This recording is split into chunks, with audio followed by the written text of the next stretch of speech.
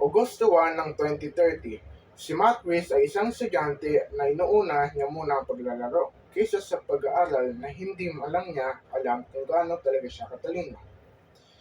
Hanggang tapusan na ng klase ay may in-announce ang guro. Okay class, kaya ibibigyan ko ng assignment na due ng isang linggo. Maliwanag?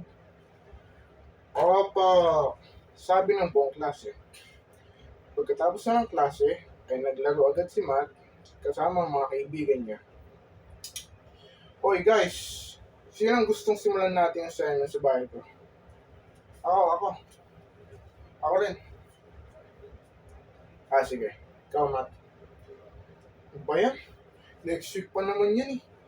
Dami niyo pang oras oh. Ang hirap kaya. Kailangan nga nating magtulong-tulungan dito eh. Oo nga, sumama ka na. Alam mo, ikaw yung pinakamatalino sa amin eh. Bahala kayo dyan. Basta gagawin ko lang ito aking solo.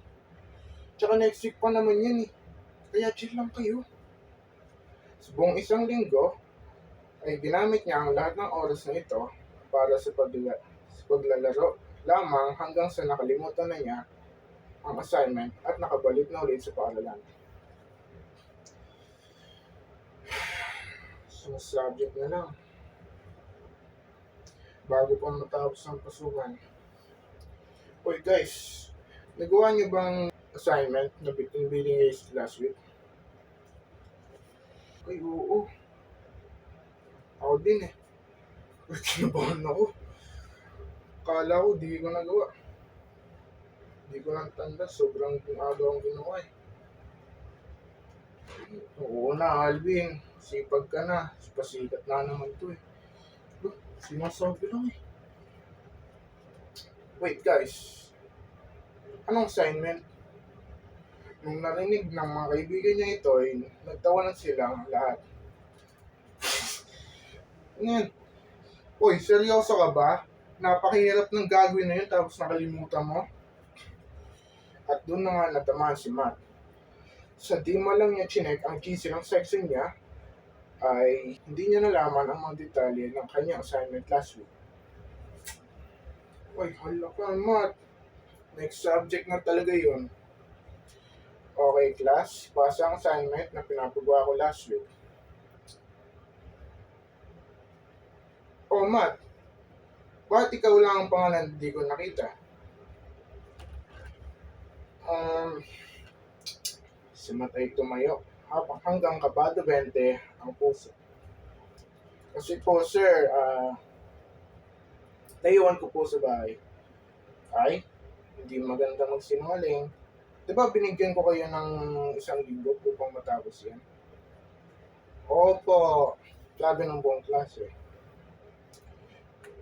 Matt, ikaw ay matalinong estudyante.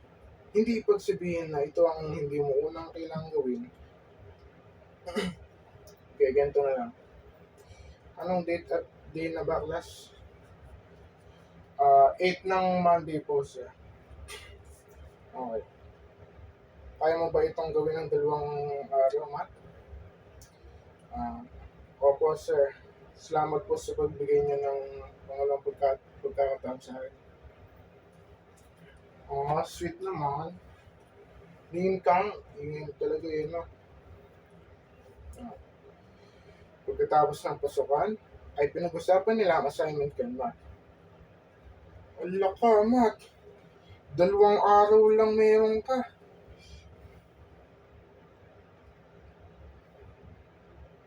Ano man? Dali-dali lang eh. Yabang eh.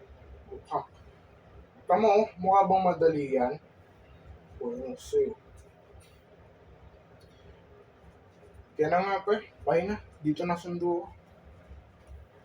Kaya guys, see you Tom. Susunod ng isang araw, ay pinasa na agad ni Matt ang kanyang assignment.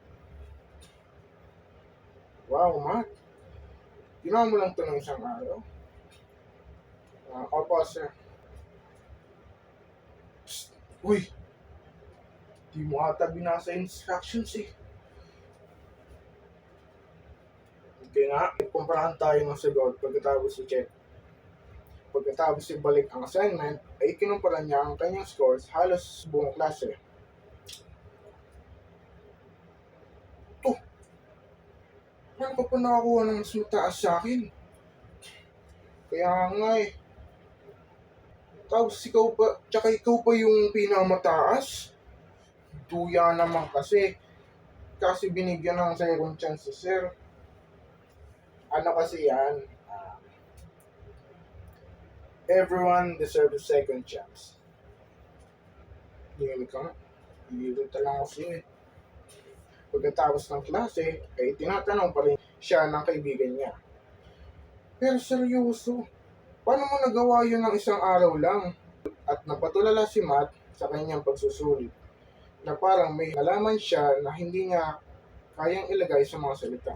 Kaya ang sinabi niya na lang ay, hindi ko nga din alam eh.